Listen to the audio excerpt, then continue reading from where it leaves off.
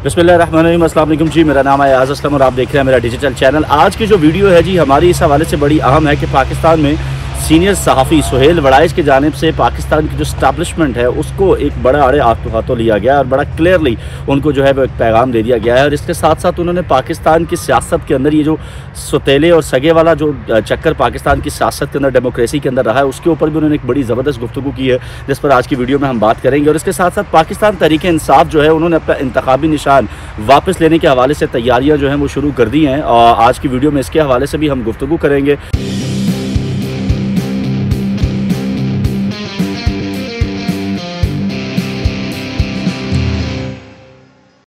आज की वीडियो में सबसे पहले जिस पर हम गुफ्तगू करेंगे पाकिस्तान के एक सीनियर सहाफ़ी, और मेरे ख्याल में पाकिस्तान में बहुत से ऐसे कम सहाफ़ी हैं जो कि सच जो है उसको सच ना सिर्फ लिखते हैं बल्कि अगर मुक़तदरा हलकों की जानिब से जिसको हम एस्टैब्लिशमेंट कहते हैं उनके ख़िलाफ़ अगर बोलना पड़ता है तो वो भी बड़े खुले और वाशगाफ़ अल्फाज में बोलते हैं। इसी हवाले से सुहेल वड़ाइच साहब ने अपना एक कॉलम लिखा है जिसके ऊपर आज मैं जो है वो गुफ्तगू करना चाहूँगा। और इसका टाइटल उन्होंने जो है वो बड़ा मज़े का रखा है और वो टाइटल उन्होंने रखा है सौतेला क्या करे। हम ये जानते हैं कि पाकिस्तान के जो एस्टैब्लिशमेंट है, पाकिस्तान के जो मुक़तदरा इदारे हैं, वो ख़ास तौर पर जब भी किसी को इक़्तिदार में लेके आना होता है तो उसको इक़्तिदार में लाने के लिए उसके ज़मीन व आसमान के कलाबे एक कर दिए जाते हैं। और इसके साथ साथ ना सिर्फ ज़मीन व आसमान के कलाबे में ला दिए जाते हैं बल्कि तमाम तर हवा जो है, तमाम तर जो फ़ज़ा है उसको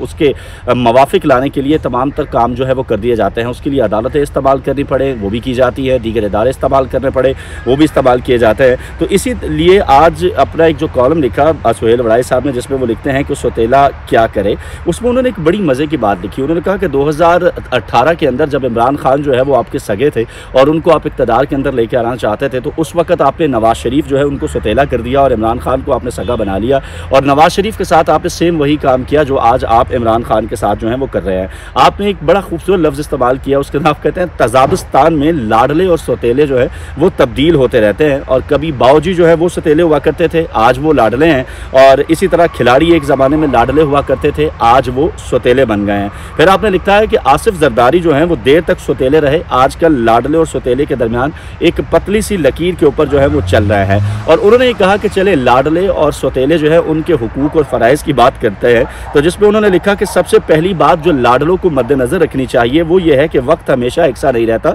तजादिस्तान में हालात बदलते रहते हैं, इसलिए हर लाडले को उस वक्त के लिए भी तैयार रहना चाहिए जब वो सौतेलेपन का शिकार हो जाएगा। और दूसरी तरफ जो सौतेला है उसको अपनी खूबियाँ और अपनी जो खामियां हैं उसको मद्देनज़र रखकर दोबारा से हिकमत अमली बनानी चाहिए ताकि वो मुश्किल वक्त से निकल सके। इसके साथ साथ उन्होंने एक और ख़ूबसूरत बात लिखी। टेका सानी एक बड़े सीनियर जर्नलिस्ट है और उन्होंने कहा कि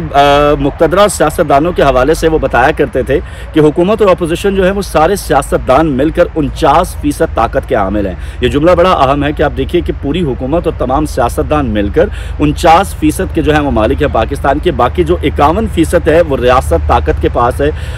51% जो ताकत है वो रियासत के मुक़तदरा हलकों के पास है, यानी वो जब चाहे जहाँ चाहे, चाहे एक पॉइंट से ही सही लेकिन वो पूरी का पूरा पासा पलट देते हैं। 2018 के अंदर हमने देखा कि नवाज़ शरीफ साहब जो है उनको इलेक्शन के अंदर हरवाने के लिए तमाम तर तैयारियां जो है वो पहले से कर ली गई थी और इमरान खान को लॉन्च करने के लिए उस वक्त के जो ब्रिगेडियर, उस वक्त के जो आपके ISI के चीफ थे उनके जानिब से और उस वक्त के जो चीफ जस्टिस हैं अदालत के उनके जानिब से एक पूरा प्लान जो है ऑलरेडी जो इनके ज़रिए जो है वो तैयार कर लिया गया था, जिसकी वजह से हमने देखा कि नवाज़ शरीफ जो है उनको रातों रात अचानक से जो है बेटे से तनख्वाह ना लिए जाने के खिलाफ पानामा केस के अंदर नाअहल कर दिया गया, ताउम्र उन पर जो है पाबंदी लगा दी गई। और उसके बाद अब जब हम 2023 के अंदर मौजूद हैं तो आप देखिए 2023 के अंदर इमरान खान से क्योंकि अब आपकी नहीं बनती है इसलिए इमरान खान को आपने निकाल बाहर फेंका है, वो आज जेल के अंदर मौजूद हैं, जिस तरह 18 के अंदर नवाज शरीफ जो है वो जेल के अंदर मौजूद थे। और अब आप ये कोशिश कर रहे हैं कि नवाज शरीफ को किसी न किसी अंदाज में जो है वो इक़्तिदार में लाना जो है वो लाया जाना चाहिए। इसी तरह आप थोड़े से अगर माजी की बात करें जिसके हवाले से सुहेल वड़ाइच साहब जो है उन्होंने भी इशारा किया है कि जुल्फ़िकार अली भुट्टो जो हैं वो सिर्फ सौतेले हुए तो न सिर्फ इक़्तिदार से उनको अलग कर दिया गया। ये पाकिस्तान की हिस्ट्री है और बदकिस्मती रही है पाकिस्तान की कि किस तरीके से पाकिस्तान जो है उसको अलग कर दिया जाता है पाकिस्तान के जमहूरी हुक्मरानों को, कि जब जुल्फ़िकार अली भुट्टो जो हैं उनको अलग किया गया इक़्तिदार से तो उनको ना सिर्फ काल कोठरी तक पहुंचा दिया गया बल्कि उनको मौत के तख्ते तक ले जाया गया और उनको जो है वो फांसी दे दी गई। लेकिन आज भी आप देखिए कि जिसने उनको फांसी दी, अगर हम जनरल ज़ियाउल हक की बात करते हैं तो आज उनका जो मज़ार है वो आप देख लीजिए कि फैसल मस्जिद के बाहर मौजूद है, लेकिन शायद ही कोई जाता हो इस्लामाबाद का भी जो वहाँ जाके दुआ करता है। और दूसरी तरफ आप देखिए कि जुल्फ़िकार अली बेनज़ीर भुट्टो का मज़ार जो है गढ़ी खुदा बख्श में मौजूद है, जहाँ बहुत से लोग जो हैं आज भी जाते हैं, वहाँ मेला लगा रहता है। तो मतलब ये हुआ कि जो लोग इक़्तिदार की जंग के खातिर जमहूरी लोगों को मरवाते रहे हैं, उन्हें ये सबक सीखना होगा कि कभी भी आपके साथ जो है वो वक्त नहीं रहता है, हमेशा वक्त जो है वो तब्दील होता रहता है। इसके बाद उन्होंने ये भी लिखा कि बेनज़ीर भुट्टो और नवाज शरीफ दोनों इस आने से सबक सीख चुके थे, इसलिए बेनज़ीर भुट्टो ने 1986 में पाकिस्तान वापस आई तो उनका जो है एक बड़ा फ़कीदुल मिसाल जो है वो इस्तकबाल भी किया गया। और जब नवाज शरीफ को उन्होंने इक़्तिदार में लाना था तो बेनज़ीर भुट्टो साहिबा को जो है नाअहल कर दिया गया। तो पाकिस्तान के अंदर ये जो म्यूज़िकल चेयर है, इसका खेल जो है बड़े अरसे से चलता रहा है और इसके अंदर हम ये देखते हैं कि पूरे हमारे जो सहाफ़ती बरादरी है वो भी इस्तेमाल होती रही। जहाँ हमारी अदालतें इस्तेमाल हुई, हमारे दीगर इदारों को इस्तेमाल किया जाता रहा, तो वहीं हमारी जो सहाफ़ी हैं उनको भी इस्तेमाल किया जाता रहा। आज भी सहाफ़ी जो हैं वो आप देखिए तकसीम नज़र आते हैं, एक हल्का आपको PTI का नज़र आता है, दूसरा आपको पाकिस्तान मुस्लिम लीग नवाज़ का नज़र आता है और तमाम के तमाम सहाफ़ी जो हैं वो इस कोशिश में लगे हुए हैं कि वो ये साबित कर सके कि उनकी जो सियासी जमात है वो सियासी जमात जो है वो ठीक है, दूसरी जो है वो गलत है। और सुहेल वड़ाई साहब ने आखिर में एक जुमला लिखा जो मैं यहाँ बताना चाहूँगा, जिसमें वो कहते हैं कि उनकी राय ये है कि मुक़्तदरा की ऐनक जो है वो तब्दील हो गई है। हालाँकि सियासतदानों को ऐनक लगाए बगैर एक ही नज़र से देखना और एक जमहूरी फलाही ममलूकत बनाने के लिए ये ज़रूरी है कि अगर ये ना किया गया तो हम डुबकियाँ खाते रहेंगे और साहिल तक जो है वो कभी नहीं पहुँचेंगे। इससे आप अंदाज़ा लगा लीजिए कि पाकिस्तान जो है उसकी सियासत के अंदर इन इदारों का किस कदर जो है वो किरदार मौजूद है कि जब किसी को भी दिल करता है इक़्तिदार में लाया जाता है और जब किसी का दिल करता है इक़्तिदार में हटा दिया जाता है। बदकिस्मती से पाकिस्तान की तारीख़ के अंदर आज तक कोई भी ऐसा एक वज़ीर आज़म नहीं है कि जिसने अपने 5 साल जो हैं वो मुकम्मल किए हों। इसके साथ साथ एक और ख़बर जिसके ऊपर आज की जो है वो हम गुफ्तगू करेंगे वो ये है कि पाकिस्तान तहरीक इंसाफ जो है वो उसकी जानिब से अपना इंतखाबी निशान वापस लेने के लिए जो है वो पूरी कोशिशें की जा रही हैं और PTI किसी भी तौर पर अपना इंतखाबी निशान जो है वो इलेक्शन कमीशन को छीनने देने के लिए तैयार नहीं है और उसने पेशावर हाई कोर्ट जो है वो जाने का ऐलान कर दिया है। तहरीक इंसाफ के जो मरकज़ी तर्जुमान है उन्होंने कहा है कि इलेक्शन कमीशन की जानिब से इंतखाबी निशान वापस लेने के खिलाफ कल यानी कि मंगल के रोज़ जो है वो पेशावर हाई कोर्ट के अंदर जाया जाएगा और केस से मुतालिक पटिशन जो है वो भी तैयार की जाएगी।